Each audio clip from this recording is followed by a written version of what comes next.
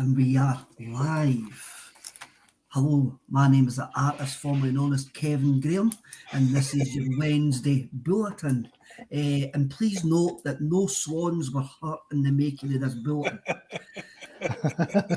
Patrick's not here today. I wonder what we've done here. I met Patrick twice at the weekend. Right. I met him at the Martin O'Neill House on Saturday night, and I met him outside Hampden on Sunday. Did you get a ticket then, aye? Who? Me? You? Did you get a ticket? Yes, me and my daughter both got tickets, yes. Ah, nice. Brilliant. So, that was our first cup final and first Celtic Rangers game. Yeah. So, she said... It's just worth mentioning, Kev, by the way, I know I put this in the chat, but the guy introduced himself to me at the weekend after the game, and the best way to introduce yourself, I think, ever, to tell someone you've been watching a podcast, you just walked up to me and went, no need to punch a swan today then, eh? I was like, fair enough. Oh, aye, so I think wee Patrick must be working in that. That's fine, that's no problem. Martin O'Neill on Saturday night, thanks to everybody that came up to me and says I looked far younger in real life than what I did on the podcast. And I say, I think I've got a dodgy camera. I really do. And a special wee mention to Anne, who says if I didn't say hello to her, she's going to batter her husband. So Anne, hiya. And thanks for listening all the time, and it was great to actually meet you. I think we're actually just going to speak about Sunday today, and maybe we'll look at Paisley. But first, I've got a question, and I'm going to go to Paddy first. Who are we, Paddy? Are we the other mob League Cup winners, or are we the other mob League Cup champions? I'm asking for a friend here.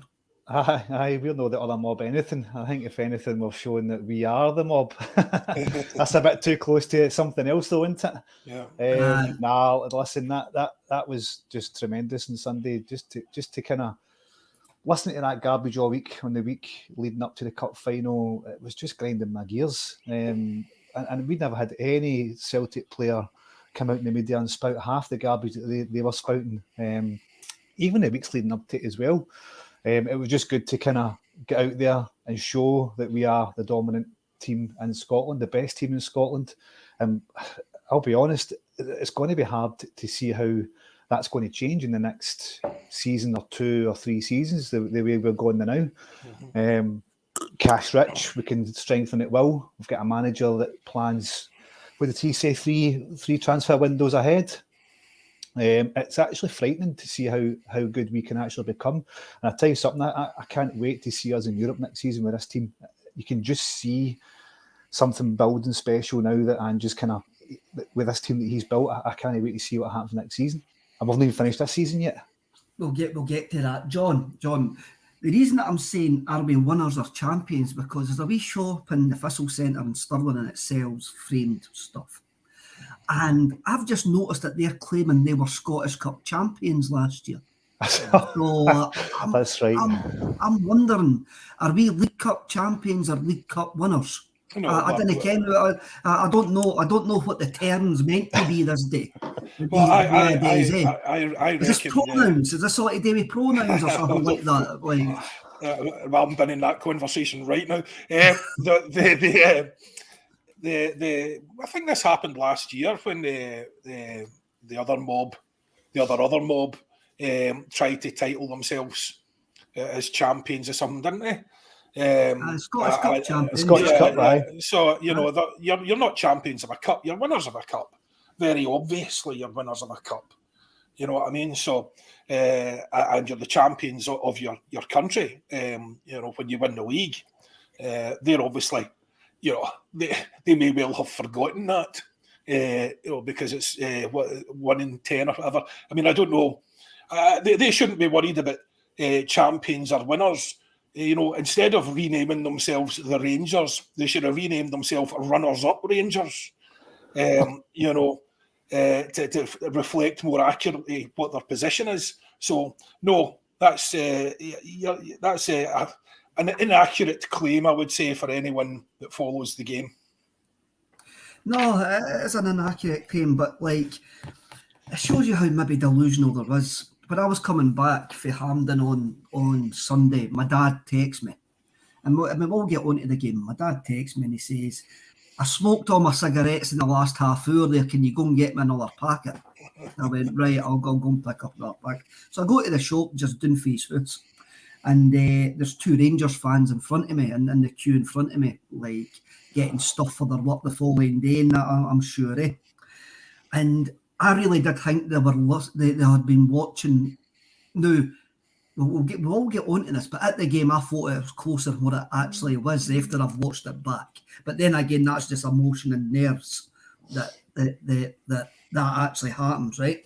So these 2 guys were standing in front of me, and the conversation sort of went like this. There was nothing in that game.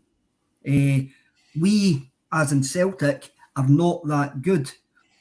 Beale will be able to get us to beat.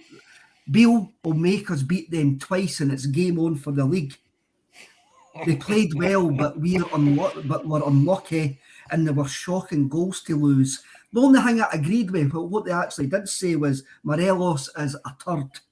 And I went, that was the only thing that's the only thing that I could actually agree with. And I'm going, were they actually watching the same game as me? Now, I had my doubts about the game, and when I watched the post-match here, and all the lads were actually ranting and raving about Atati and Aaron Moy, and I'm going, I'll need to watch this back again, because I think I was just too much of a bag of emotion. And I saw somebody on Twitter, my pal Stuart, calling me, what was it, a clarity of observation. But I mean, I definitely wasn't on Sunday, Stuart. So it made me wonder. I says, it made me wonder, what game were they actually watching? So I'm going to ask John first, right?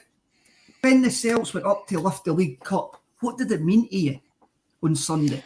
When we went up to lift that League Cup and we became the League Cup winners, not the League Cup champions, what did it actually mean to you?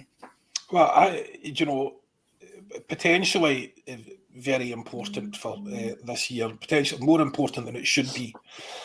More important than it should be for a number of reasons. Like I was just saying to Paddy before we came on there, I was so keen to see them back in their box. I worked myself into, basically a state of high-low when we were watching the game. And I had to watch the game, but it wasn't the game I thought it was, because I was freaking out at every possession that they had. But what it meant to me, well, let's start with the sort of the basics of the thing. Beale is a gormless, smarmy, charmless chancer. He's the kind of guy that's the worst salesman in the office. Say what you see, John. Say what you see. He believes he's the best, and he keeps telling everyone he's the best. He's naive and immature and not that bright. And basically, I think when all this goes Pete Tong for him, he's going to start double jobbing as CEO of Beale's International Traders. And Rangers' next ventures into the transfer market might actually be in a market with him trying to say, Morelos, Tavernier and Kent, 3 for £1, So just to see him back in his box is wonderful, because, it's that unjustified. He's the only guy I think I've ever seen who's been smug before he's done anything. Just completely delusional, unwarranted and delusional. And it's just nice to see that wee smackdown. And it was great to see him gathering the players at the end, having their own pitch talk in a formation that you might only describe as a huddle. So that was good to see. But in terms of importance, I think it's incredibly important. For that reason, I think it ruins their momentum. It ruins any self-belief, whether realistic or not, that they had. They have nothing to shoot for now except to be try to be Scottish Cup champions again, Scottish Cup winners, but they've got nothing to shoot for. So we've just took the legs from under them. There's no way they'll catch us in the league. It's never going to happen. To try to think of something there that doesn't involve a swear word, but no, it's absolutely never going to happen. They've got the Scottish Cup to shoot for, and they know almost certainly that we'll take that off them as well. Yeah, no, we'll come to the ins and outs of the game, I'm sure. But, what it meant to me was I was so happy because it validated everything that we believed to be true. And you weren't imagining how well we were playing. You weren't imagining that we were, clearly the better footballing team. And it's just lovely to have that validation. So a wee bit relieved because obviously you have a bit of anxiety about losing any of these games, but mainly just jubilant, absolutely jubilant, and delighted for the players, delighted for the manager, delighted for the fans that were there, who got to enjoy that atmosphere, and obviously very bitter and raging that I couldn't get a ticket. So that's what it meant to me. I'll leave it to Paddy to go next. Paddy, I've got two things to bring. Up there. Obviously, what did it mean to you? But John mentioned there that Steven Gerrard, the guy who put the cones out for Steven Gerrard, as Lawrence Connolly keeps on calling him. When I saw him taking his team into that huddle, and I'm going to call it a huddle, I'm going, he can't be giving his team a bollocking on a park after a cup final defeat. He can't be sitting there like giving them like a doing basically. And he came out after it and admitted that he did. He admitted I didn't see that. He admitted that he told them that it wasn't good enough. Right. Aye. Right. Okay. I mean, well, whose fault's that? Do you know what I mean? It's hardly the players' fault because, well, right, okay, I'll take that back. It is a player's fault, right? But they go out and they carry out his instructions. So whatever his instructions were, they've either totally ignored them or they've just done whatever they want, because all I seen for that team was long ball, side to side, and a hopeful punt. That's pretty much. Now, saying that, I only saw that when I watched it back over last night. On the Sunday, I was caught up in the whole emotion yet, and obviously had a few drinks as well. So you kind of see the game through different eyes. But I thought last night before I come on today, I would look at it back, and it's a totally different game. A totally different game for what I remember. And I just felt they offered nothing. I don't even think Joe Hart had a save to make. They hit the post once, but I don't ever recall Hart making a save. We were more direct. We were more dominant. But if he's sitting there and he's gave them a bollocking after that, and surely he's got to take some responsibility for that as well. And for what I've seen for the post-match interviews, I don't think he did. I don't think he says he got anything wrong. It was all about we and us. And I never heard that's on me, which is strange. That's usually the go-to, isn't it? That's usually the thing that always comes out after a defeat or a poor result. But the League Cup in term means everything to me. I said it before, I said it consistently for weeks, that every cup means everything. The League Cup's got a special place in our recent history, as we've already kind of spoke about. Mm-hmm. It was massive for Wim Jansen. It was massive for Ange. It was massive for Martin O'Neill as well in his first cup towards his first treble. It just gives you that belief and I don't know, it just galvanises everything you're trying to do for the whole season. And like you say, it's the first cup and a treble. I think I've rambled a wee bit there, but the cup means everything to me. But in terms of if he was giving him a bollocking, do you know what? That John summed it up. That's probably a rookie mistake to make. What he should have done is just let the players wallow it in a wee bit, maybe let them take stock and then deal with that in the dressing room. But if he's done that in the park, all the better. It's very, what was it, Phil Brown kept his team on the park at half-time. Even that was country as well. When they were getting and doing that. I'm sure that these guys have got to think on their feet. And the fact also, and we're going to move on to this, and the fact also that they had already booked a motivational speaker to come in and speak to them. Aye. Maybe it shows you all they need. David Brent style. I think that says more about Beale than anything else, didn't it? If your manager can't get you inspired for a cup final against your biggest rivals when you know your league's gone, I mean, what? I couldn't understand that. I don't get that. But they're all going to IKEA to get inspirational quotes for their kitchens. But he's a, that's the thing, and I've just said that there. He's a love child of Del Boy and David Brent, isn't he? I mean, that's exactly the way he comes across.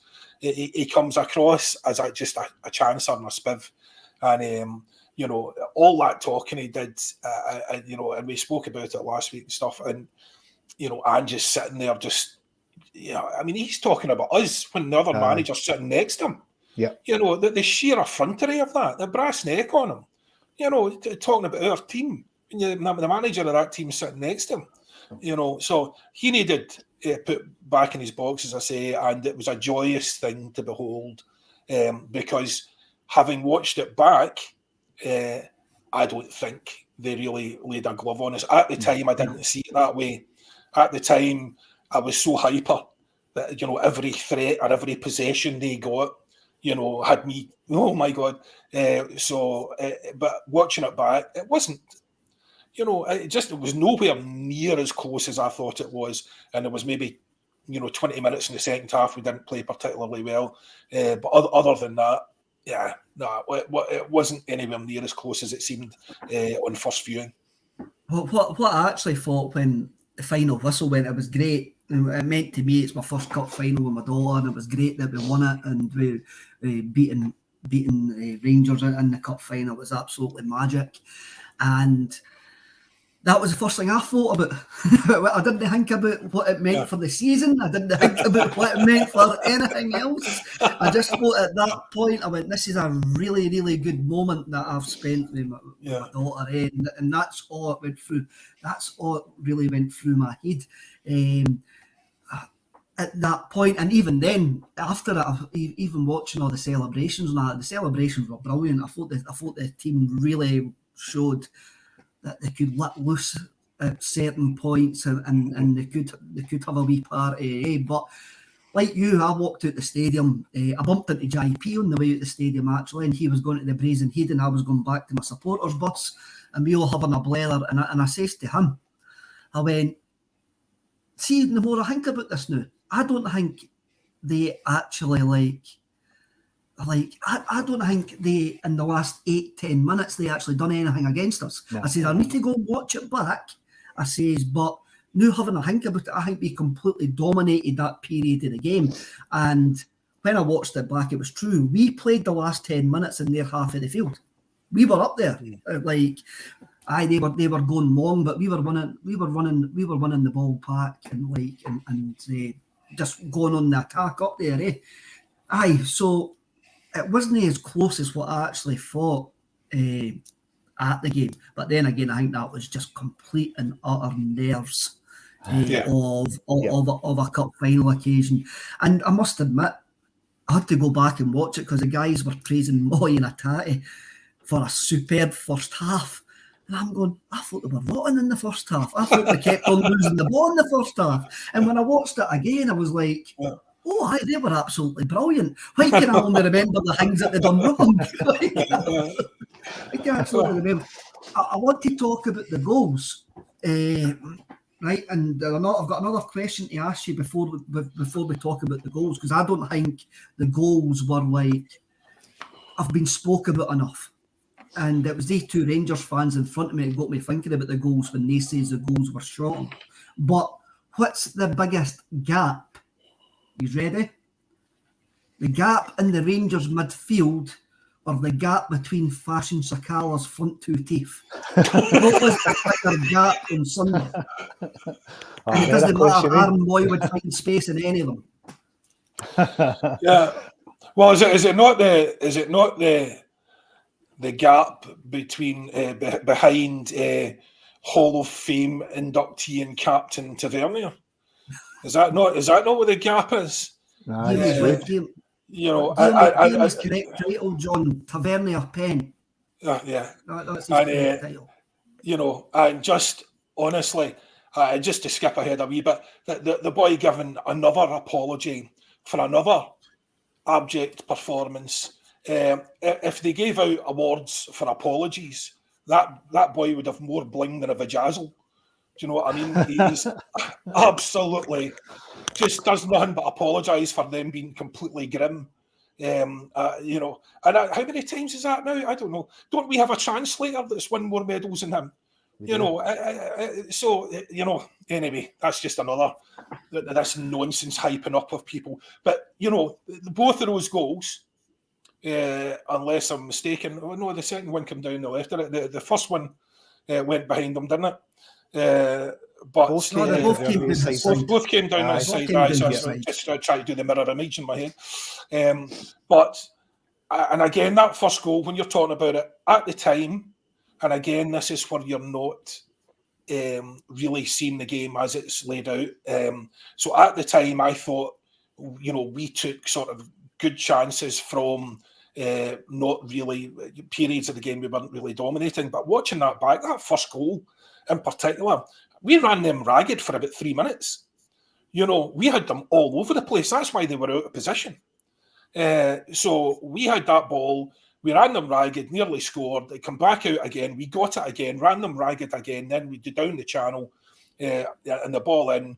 And thank you to Dyson for having a mighty sclaff at it and missing the greatest dummy never seen. What really got me, John, was you would have got it when you watched it back as well, Paddy, last night. We scored when we were having optimum pressure. Yeah. It wasn't just an attack we had. It was 2 or 3 minutes of constant attacking, all started by Carl Starfelt winning the ball high up the pitch. Yeah. And we had the ball for about 40, 50 seconds before each of those goals. Just before the first goal, Kyogo had had the header, he had had the shot. We were ramping up the pressure at that point, and the goal came because of that, because we were pinning them back in their half. And it was the same with the second goal, Paddy as well. We had a couple of minutes of pressure before we actually scored that goal, and it's making the big moments count. And we made the 2 big moments count when we were actually on top in that game. Sorry, Kev, can I just say before you go there, Paddy, Kev, your headphones or something are bouncing about, and they're not connected properly. It's making a constant rattling noise. Sorry. Sorry, Paddy. When you go. No. All I was going to say was the second goal was just came for Dyson Maeda and his pressure on Tavernier. When you look at the amount of tracking that Maeda did during that game and how he kept Tavernier quiet. It was a pressure leading up to that in the second goal where he obviously Tavernier won the ball off Maeda. Maeda chased him back, made him panic, a loose ball, and away we go. We go and get the second goal. I can't remember who it was that intercepted. Was it Starfelt that intercepted and then put it to Moy? I can't remember. And then we got the second goal. So a lot of our joy came down the Hall of Famer side, and I just don't understand. I just don't understand the hype and around that guy. Take away his penalties. He's a very, very poor defender, and he's been shown up against us. I mean, how many times now has he made mistakes? I think I'd written about it the other day where there's been key moments in every Glasgow derby where he's been at fault for a goal that we've scored, but yet they still seem to be lauding him for this. That for being one of the Rangers greats or the new club's greats. It baffles me. But no, I just thought overall the team were excellent. There was a couple of standouts.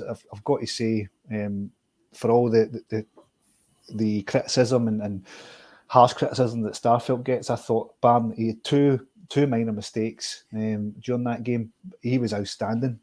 He was immense during that game. Johnston on the right hand side, he's that boy. I don't know. He's like Maeda, isn't he? I don't know where he gets his energy from. He just kept going as well. But there's so many players that you could pick up on. McGregor was brilliant as well. I just thought overall it was an incredible team performance, and we never even got a second gear. And I mean that, I actually genuinely mean that. I don't think we got a second gear. I think if we really had to, if we were pushed, we could have stepped up another gear or two and really, really turned the screw. So brilliant to watch. Nowhere near as close as what I thought on the day when I had a few whiskies. And when I watched the game last night, I thought we were just absolutely dominant. For that, apart from that 15-minute period when they were kind of pressing, but even with that, they never done much with it. I love it. I have to say, Johnson. Johnson is it's brilliant. It's so competitive. Oh. You could see him having his granny in a chokehold over a game of Monopoly. Do you know what I mean? He's got more dig than a gold miner. You know, he's fantastic. And that clip that's doing the rounds now of him just monstering Varisic is absolutely fantastic. Really enjoyed watching that. You know, Barisic must be fed up seeing us, eh? He really I've got to the point where I feel sorry for him now. He just gets it for anybody, doesn't he? Like McGregor taught him a lesson last season. I've had to teach him a lesson every time he plays against him. Now Johnson's having a shot. He's only want to do 2 minutes. So I'm actually starting to feel sorry for him. But aye, it is what it is. Johnson had me written on one of these questions. Who is Josip Juranovic? I think we've all moved on that quickly now. And like Josip Juranovic is going to wonder if they're missing him and he's checking. Like he's like checking his ex's Facebook profile. And you're saying, oh no, she's moved on. They've moved on too quick for my liking, and he's unhappy. But there's the other thing you were mentioning, Maeda, because when you're watching the game initially, you're seeing, the mistakes because he was losing possession in high, but he was losing possession in really dangerous areas, attacking. So, but what you don't really appreciate during the game is how many defensive actions he has until you watch it back. I mean, Maeda is what happens when you give meth to a Yorkshire Terrier. Do you know what I mean? It's just that constant, unnatural energy, just up and down, up and down, up and down, up and down. Incredible to watch. And when you look back, I mean, the number of times I heard, then because you can hear the commentary when you watch it back, the number of times it's Maeda in defence, Maeda clearing the ball, Maeda winning that challenge. Now, did he have a great game going forward? No, not really. He was poor. So, but again, it's difficult to fault that contribution because it lifts the pressure. It's constantly relieving the pressure on the back four. And it's just wonderful to see the energy he has and the commitment he has. It's very easy to get down. We've seen plenty of players in years gone by. If they were having a good game going forward, would just throw their arms up. Or they're having a bad game going forward, they just throw their arms up and take the huff. You know what I mean? And they'll just stand up there waiting for something to create something for them. So it's at the very least, it's refreshing to see that a guy who must know, obviously, he's not playing well going forward, is getting tore in going back and to try to do his best to help the team, and he's just not leaving it there, So it's great to see. Even before he was subbed, I think he was subbed in the 76th minute, he was tracking back halfway into our half through midfield to win the ball back. I mean, I don't know where he gets his energy from. He's been doing that from kickoff, and it was just immense, absolutely immense. Strange thing was, Paddy, as well. See, when they took him off, the first thing I thought about was defensive duties. He's keeping Tavernier quiet. I says it's news up to Haskabanovic to actually keep him quiet. Has he got that in him, eh? But what Haksabanovic did was he kept possession, didn't he? In their half in the last 10 minutes or so, and I thought he was brilliant for his 10-minute cameo as well. I don't want to hear anything good about Haksabanovic or O'Reilly, who disgraced themselves by ruining my correct score prediction of 3-1. Do you know what I mean? Absolutely should be embarrassed to pull on a jersey after that. Two that they missed, completely ruined it for me. Haksabanovic says he'll score the next time. I've no doubt. I have no doubt he will. What I liked about the first goal, and it's no usual that I agree with Ali McCoist, but HISC technology comes in and says Maeda's scalp wasn't great, but he's still there to affect the play. He contributes immensely even when not at his best. It was his run that makes a goal. It's a great through ball by Hatate, a great run by Taylor, a great ball by Moy. But the fact is, Maeda's bailed into that front post, and that's what's caused the complete and utter confusion. That is what's caused the confusion. Yeah. What I think we need to speak about the wee man who actually scored the goals. And my next question is, and I'll go to Paddy first, and you can answer this anywhere you want because I never sent you the script this week. So I just says that we're going to talk about the cup final. Who is Kyogo Furuhashi, Paddy? Who is he? He's I mean, who is he? the guy's just a gem, isn't he? An absolute gem. Gem of a football player. He's always got a smile on his face. He never seems to complain when he's hooked. I don't even know how to answer that question, because everything I'm going to say is just going to be positive. I just love him. I love the way he plays the game. I love the way he's deadly in front of goal. I love the way he's proved everybody wrong since he's came to the club. If we all remember the amount of derogatory comments that was coming for this wee Japanese boy coming for the J League, how's he going to be able to stand up to 6'4" defenders and make it in our game? My God, he's proved every single one of these people wrong, isn't he? He's got the potential to be one of the best players we've seen in a long time. Put it that way. He's got a long way to go, and if I'm not putting him anywhere near the brackets of Larsson, because that's just daft. But I mean, in terms of somebody said it, all right. I don't know. Larsson would have scored that header. Well, there you go. I know, but that's the thing, though. He's good in the air. He can score with his head. He can score with his thighs. He can score with his stomach. The only thing he's not scored yet with his backside, if I remember right. He scored with both feet. The guy's just tremendous. There isn't enough words that would do him justice. I just love him. John, what I actually thought was, on Monday, I was asked to do a wee spot for the Liverpool podcast, Anfield Wrap, and their show, The Coach Home, and they wanted to speak about the 2 cup finals on Sunday. Seemingly there was one, Eddie Howe. That's a parallel universe, that, eh? I wonder if there's a universe where Ange Postecoglou is the manager of Newcastle and Eddie Howe is the manager of Celtic. I'm sure the link will happen soon. It's a real sliding doors moment, that one, isn't it? I wonder if there is. See, I've got into the Marvel films because my nephew's 8 or 9, and they keep on going about this multiverse. And I'm completely into that. I'm completely into the fact there's a multiverse. And there is somewhere that we won the UEFA Cup and they've won a Champions League. I'm just not there to see it. But once I find Doctor Strange and I can go through these multiverses, I will be there, definitely. Can I just agree with Paddy there? I just looked back at my notes, and this is a joke from last year, not a good joke, but still. I described Kyogo. Oh, you Peter Kay? You say jokes? I described Kyogo last year at the Cup final as being so fast. He turned up at Hampden on Friday. And the same thing still applies. And there just aren't enough superlatives, and the reason is not just because of his play, because it's very much like Maeda. It's about his personality. You know, he brings so much more to the team than being a deadly finisher. But what a boost it must be to the other players to have a guy who is as good as that and is such a good team player, so excitable, so positive, so pleasant.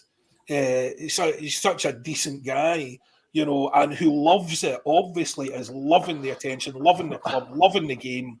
And it's so infectious, you know, and you really can't help but absolutely love the guy, you know, and it really helps that he's a fantastic finisher. And those 2 goals, you know, if you think about it, they couldn't be any further away from the 2 he scored last year.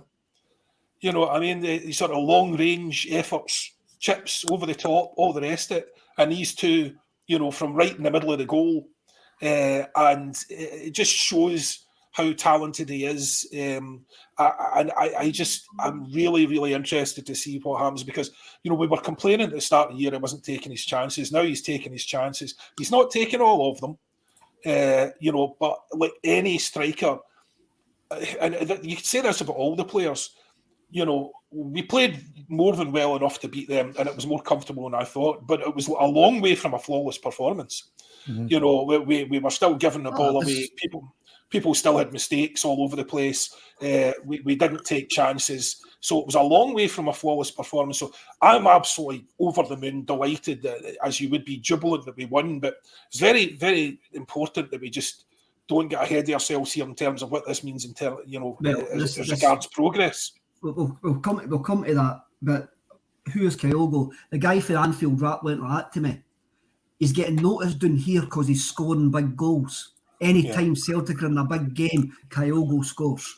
Yeah. And I'm like, I didn't really like that. I didn't really like him getting noticed with folk who didn't watch Scottish football and just like have got a passing interest. Well, that wee Kyogo scored again, and his name's getting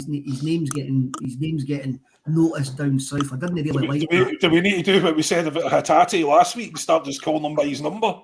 Just don't mention his name. Just didn't mention his name. So I then watched the game back again, as I've said about 15 times already in the first 35 minutes. There's 690 is on.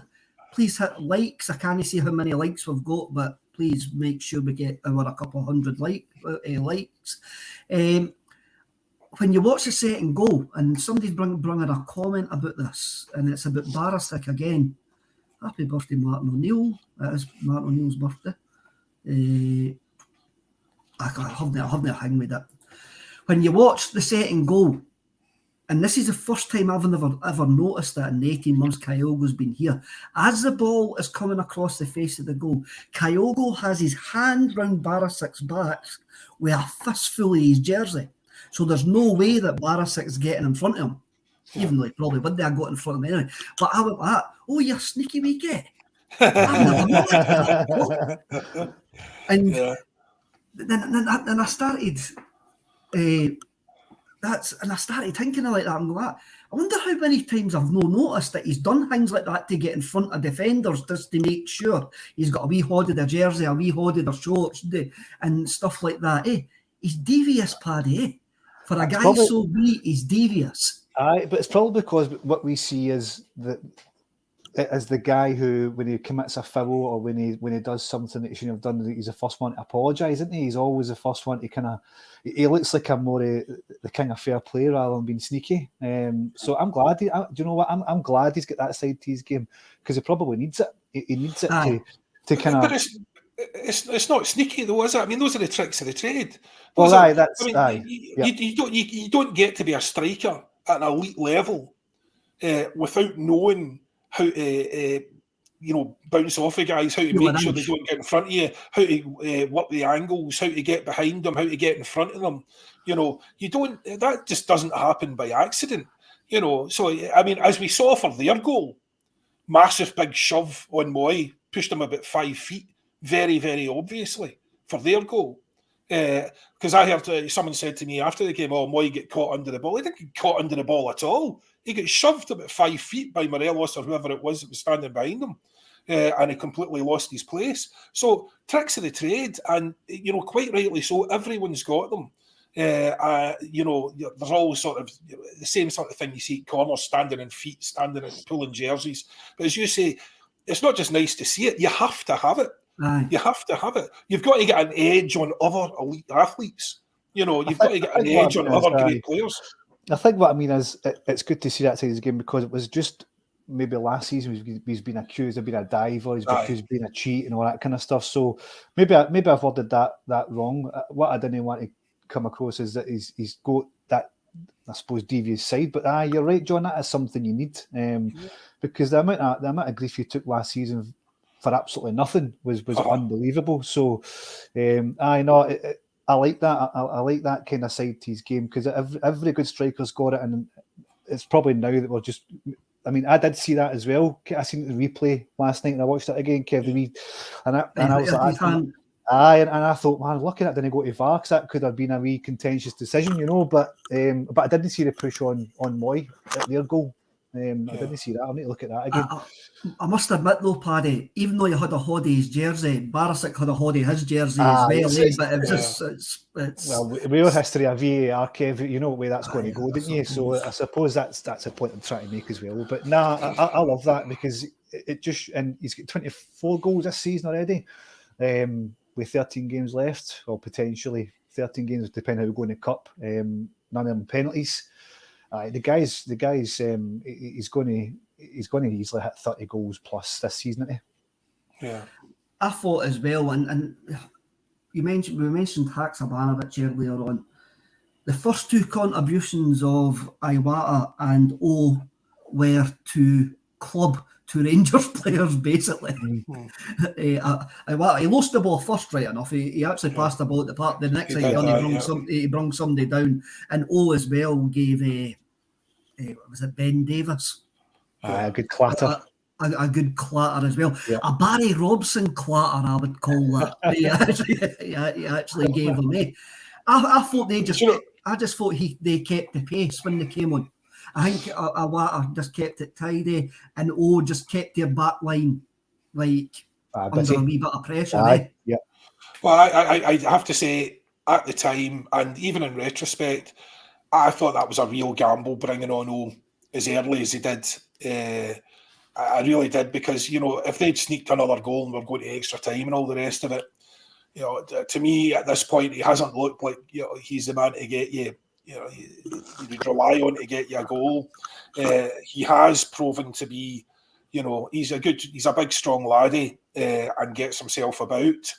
I had to deal with someone this morning. I think it was one of the other blogs, Tim's or something like that. Someone tagged me in it saying they just compared O to my father. And I was like, no, I don't think so. Because it's like mobile and athletic. Someone said he's the most mobile and athletic guy you've had there, with, great feet and all the rest of it. And I was like, but that's not even an accurate description of him. What do you mean by mobile? Is he more mobile than Giakoumakis? Or, what do you mean by mobile? What does that mean? Is he faster? Does he get around more? Is he putting himself in better positions? What does mobile mean? You know what I mean? And it's great feet. When did we see that? Now, I'm not trying to give the guy a hard time. You can see what Ange likes about him, but I wouldn't. I thought that was a big decision to take Kyogo off, who was playing so well, and bring O on at the point where the game was potentially still in the balance. Because do you not think that's because John Ange could see the game how we couldn't see it during the time? Because obviously, looking back at the game last night, there was never really much of a threat, was there? Really, when you look at it, It was all kind of, and maybe that's where Ange thought he could do a different option, because we did start to go a bit more direct. I think in the last 10 minutes or so, maybe that was a plan, because obviously we were under a bit of pressure around about the 70-odd minute or the 65th minute, and I think maybe the plan was obviously to give that different option out. That's why O was brought on. I can see why he did it, but for me, in a cup final, the boy's not done enough yet for me to be relying on him, because all that happens, if they get another set piece and they get sneaky at another set piece, and as I say, that was definitely, that goal should have gone to VAR. That should not have stood. Moy, it wasn't just a wee push. It was a full push in the back, sent him about 4 feet the wrong direction. That's why he lost his man. So that goal should never have happened. But let's say it happens again, and it's a set piece, and then we're in extra time and all the rest of it. He's not done enough for me, despite his potential, to be relied upon as the guy that's going to get you the goal. Now, that said, based on the way Haksabanovic and O'Reilly missed a couple at the end, we could have got plenty of goals from midfield if the boys had taken their chances. But to me, as I say, I just thought it was a risk. That's just my opinion on it, though. It was the only probably option that they had, and that's circumstances that we found ourselves in. I didn't really think it was a risk. I wasn't thinking like you in that way, John. I still thought that we had enough guys on the pitch to score goals if the unthinkable did actually happen. I think we need to ask, where are Celtic now? And yes, when we look back on it, we weren't really troubled. But that's not to say that we didn't need to work for that victory. And we needed to work in that second half when the game, as Keith Jackson's politely called it, became a sausage fest. And the ball was black and blue. We had to basically stand up, be counted, and actually do something that people says Ange Postecoglou won the day. We game managed that game out. After about 74 minutes out, we took every niggly free kick. We actually slowed the game right down. We took the sting out of the game. We showed that we can actually be streetwise when we wanted to be, which was something which was thrown at a Postecoglou's side. You need to change. You need to do this. I saw that in the last 15 minutes in that cup final. But I think that team will come off that park knowing, aye, we're the better side, but by God, we had to work for that victory, Paddy. But that was something I'd noticed the other day as well. That's a different side to a game that we never really had last season, was the ability to kind of dig in, because we've obviously been labelled as this footballing side, and we've not got that, I suppose, that midfield enforcer that people keep talking about, the defensive midfielder. But we can do the ugly side now as well, and how much does that stand us in good stead for moving forward? We were probably accused in the Champions League of being a bit powder puff in midfield, not having somebody that can put a foot in the ball. And I suppose we'll see how that goes next season. But I love the fact that we've got that in our locker now. I love the fact that we can now dig in and we can show that we can manage a game out. We don't have to be this pretty football inside for 90 minutes to win a game. We can actually do the dirty side that's a mark of a good team. So it'll be interesting to see how that builds on next season, how that'll build on into Europe next season as well. But it was certainly a statement of intent, that last 15 minutes when Ange made day changes, to show that we have got different options now, because he's always labelled as being, he will never change his style, will never change his formation. He'll certainly change his style on Sunday, and it saw us through at the end. Well, funny that you should say that, because during last week's pod, I said I'll be very, very interested to see if we have a lead, what are the substitutions? You know, is he just going to keep going for it? Or is he going to bring on Iwata and manage the game out? And that's exactly what he did. Yeah. And I was delighted to see that. Now, Iwata's first touch wasn't great, but the one thing that did become clear, and I think we need to see more of him, obviously, but given his pedigree, he looks a good player going forward as well. You know, he didn't just look as if he was there to, kick lumps out of people. He looks a good player going forward. So I think that gives us a huge amount of utility for next year, because let's say you have to sacrifice one of the more creative players, because we have to recognise we're in a different environment. You could have the argument there, John. You could have the argument there that instead of Turnbull coming on, that's how you bring on Iwata. Yeah. He knew himself that the game was not a game for David Turnbull at that point.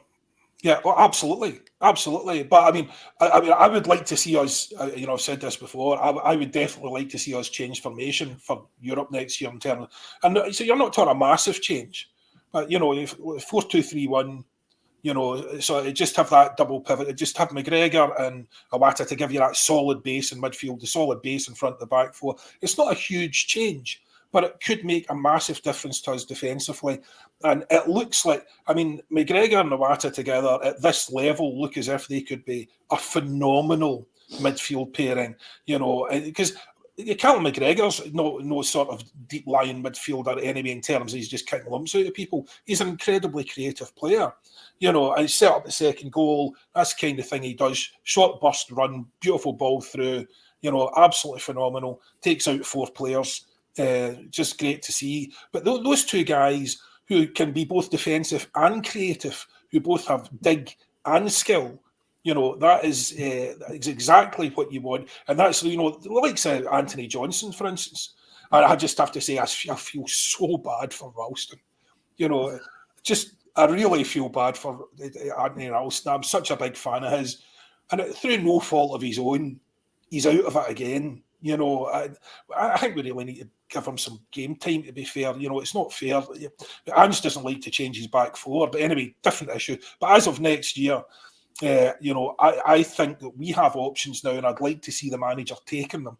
I'd like to see us set up as a slightly more solid unit, when we're in amongst the big guys next year. Because you're looking at, where do we lose it? Where do we lose games? Where is our biggest weakness? And it's always in transition. So we lose the ball high up the park when we're attacking, and those transitions kill us. So we just, if we lose the ball there, we really need more cover at the back at the highest level, when guys will take their chances. When Sakala isn't Sakala, when he's a Real Madrid winger, So Yeah, it's something I'm really looking forward to. But the problem with these games is always, isn't it? You know, they're the best opposition we can face domestically, but we'll face much, much better than that next year. So, I mean, how do you really grade yourself? It's so difficult to know exactly where you stand. And that's why we were going on about that possible tournament in Japan at the end of the year, why I thought that would be so important to get ourselves in there amongst those big names and really see what we're about before we hit the qualifier, or not the qualifiers, before we hit the tournament. I heard over the last couple of days, somebody says you only get better playing against better players. And I'm sure the Celtic players would have learned, because no matter what we think as a fan about that other mob, about Rangers, they are the best team that we're going to face domestically, and they have got guys which are decent football players. They are. Kent flatters to deceive, but he can cause you bother. He can actually move with the ball, and he is. But Paul Dyatt comes in, and that's the most we've ever went wrong when we're being pressed high. Good to see they're thinking on their feet. I thought that as well. I actually thought Rangers had the fitness to press us high. They got the goal, they got the momentum. The game became like so ragged and stuff like that. But then what I actually thought was, there'll be guys looking at it, there'll be managers watching that game going, I know how Celtic play. And next thing you know, Paddy, we're gone long. And they're like, didn't expect them to do that. Aye. Oh, they're letting them, they're defending stuff in the box where we're actually quite comfortable doing the dirty side of the game. Whereas even against St Mirren, and we're going back to Paisley on Sunday against St Mirren, I didn't think St Mirren played well against us. I just thought we were utterly rotten that day. And Curtis Main then became the love child of Ronaldo, Alan McInally and Messi all rolled into one. But I think where we are, me as a fan, where I think Celtic are, I think Celtic will not let this go, because they do know, we are a better side than Rangers, but by the way, we had to work for that victory, and we're not going to let up now. And other teams will be thinking, going, even if you play a high press against them, you're having some joy, they'll just go long.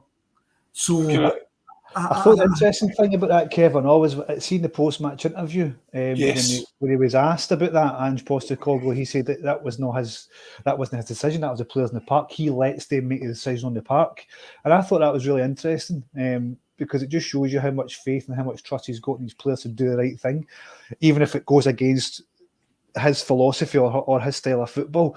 He knew that.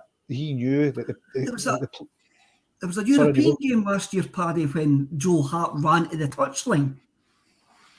Or was it a domestic game when Joe Hart ran to the touchline and says to Postecoglou, can I go long? Aye. Can't remember what game that was. I saw that as well, Paddy, and I thought exactly the same as you. I thought that's really interesting, because that's not the impression you get. Because if you remember him, it comes across as if it's more prescriptive than that. So if you are, because if you go back to, what game was it when he was screaming at the players, stop passing it back. So, you know, that's not the same thing, though. I mean, that's obviously just in a game we were dominating. He thinks we're not, you know, the style of play wasn't right at that point. But I thought it was fascinating that what he's effectively saying there, it's the same they say in the rugby. You've got to play heads up. You've got to play the game that's in front of you, not the game that you imagined in the changing room, you know, before you come out.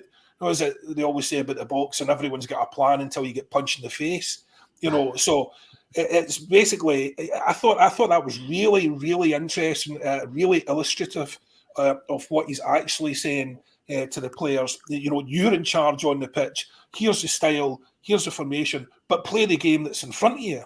Yeah. You know, don't be trying to do stupid things if they're not on.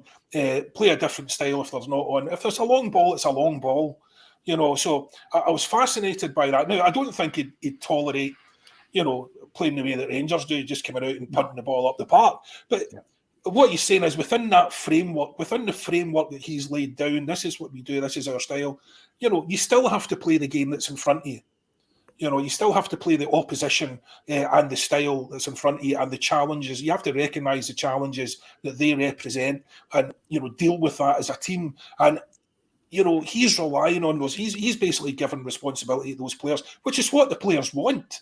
The players want responsibility. They want to be treated as adults, as elite professional sportsmen. You know? I found it really interesting when Axon had the conversation with Paul Lambert and they were talking about Wim Janssen. And basically Lambert says, well, Janssen says, you're the player, you know. If you didn't make a change, if there's something going wrong when you're on the field, then it's you that's fault, no me. If you see something going wrong and you didn't change it, then and I found that.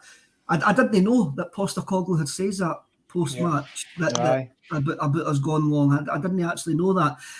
And maybe that probably does show that he trusts the squad of players that he's got now, maybe than more than what he did at the start of last season to actually make the correct decisions in games. Paul Andrew Martin comes in, Paddy tells it was AZ Alkmaar that Hart went across and says, could he start lobbing the ball up the park? You've got to trust your squad, Yeah. Well, it's his squad now, isn't it? When you look back at what we had last season, I actually look back this morning, the 1-1 draw against Dundee United, where people were saying Andrew Bout by Christmas. If you look at it's his bench. I looked at not so much the first team. In the bench, you see people like Montgomery, Sorrow. There was about 5 players that you're thinking, wow, I can't believe that was your bench. And when you look at the bench we've got now, this is Ange's team. He knows what he's got now. Whereas back then, it's great he worked in the training field and gave his instructions. I would say back then, that was in September, 26th September, he still didn't know who these players were. He still didn't know the men that they were either. He was only in the door 3 months. Whereas now, he's done his research with these players that he's got. They're all his signings. Only one player started for us in the 2019 Cup final. It's Callum McGregor. So this is his squad. He knows them. He trusts them. And that was a massive show of faith in his team that I think is going to bode well for us going into next season. Tell me this, lads. The bench. Talking about the bench, just because the first thing I noticed was that Bernabe wasn't on it. And we didn't have cover for left back really, unless you were dropping Hatate back to left back. So who was the bench bad news for? So you're looking at Bernabe, Forrest. Is there anyone else that was left out that was really in with a shout? No, off the top of my head, I can't think. I think that's, unless Bernabe is injured, I think that's very bad news for him. The way that bench panned out, because I didn't see, despite the fact we didn't have cover at left back, I was thinking, could Kobayashi cover it? Is that who else do we have that could slot in there? I wasn't thinking, oh God, we really need Bernabe on the bench and that other guy needs to be dropped. So I think unless he's injured, that's pretty bad news for him, because that to me was as close as we've been in a good while to our strongest starting 11 and our strongest bench. There weren't any significant injuries. Was he on the bench at Ibrox? Bernabe. I'm sure he was. Yeah. Well, that was bad news. You brought on Juranovic, who was halfway. It was, and that was what we said that at the time. We said that at the time, and then it turned out there was supposedly a sickness running through the squad, and maybe he'd been affected. But we said that at the time because Juranovic went on to have a bit of a mare. And there's no hint of any injuries in the squad either. I don't think there was any injuries in the squad that was communicated before the cup final. So to spend £3.5 million, we'll just need to edit that last 5. That last minute and a half out. So congratulations to Bernabe. Who's just on his first kid. We've got a solid future at the club, son. Keep going. Done, mate. You'll be fine. You'll be fine. Jeez. No P45s there, right? Okay. No. Best £3.5 million we've ever spent. First Argentine never to play for Celtic. Yep. Right. That's us put back in your box, eh? Aye, that's us been a hero, eh? I know. I've got one last question to ask. Why are we becoming obsessed with the number of trophies that we've won? It's something that's never factored into my life supporting Celtic. Really? I still struggle to actually tell you how many total league titles that we've actually won. Oh, We know how some clubs pride themselves on saying that they're the world's biggest club and they've won the most ever trophies, when it's quite clearly a lie. God. Kev, it's not how that really, is can it? Anybody tell me how many League Cups we've won? 20 odds, 30 odds, I don't know. Can I tell you? We're not trying to... How many Scottish Cups we've won? No. Not off the top of my head, Kev. But the thing is, we're not trying to pretend we're something we're not. I know. So, I'm not trying to measure something we've not got either. Exactly. So essentially, we are still, because we are still the same club, it's not important to us, when you look, you can look up the Celtic wiki and find that out in about 2 seconds, and it's like, oh, that's interesting. But we're not measuring that against anyone else because it's not important. That's not that's not how we see ourselves either now or in the future. And again, because we have that uninterrupted history, it's not something we have a massive inferiority complex about that we constantly have to keep spouting off around. Aye. Mr. Whip comes in it because we're one behind them in total. I couldn't even tell you that. No. I couldn't even. I knew it was a couple, and the only reason why I know that's because they keep batting on about it in the media. That's the only reason why I know. If it wasn't getting spouted about in the media, then I would have no idea. But what's in total? Because you're talking about 2 separate clubs, so what's in total? I think that's another thing. So what about Partick Thistle? If you're talking about Glasgow clubs, why don't we add up what Partick Thistle have won and the Rangers runners-up have won? Rather than Rangers runners-up and the Rangers as they were before. It's a nonsense. They've only got one trophy. Is it 2? I can't remember. Two. Michael Beale thinks they've got all of them. But they've got 2 trophies. So I don't buy. I completely refuse to buy into this narrative that's a total lie, and we all know it's a lie. But because it's in the papers every day, we feel as if we have to respond to it. The answer to the question is they've got 2 trophies. How many have we got? Don't know, but I know it's more than 2. Superb, John, superb. We won all ours fairly.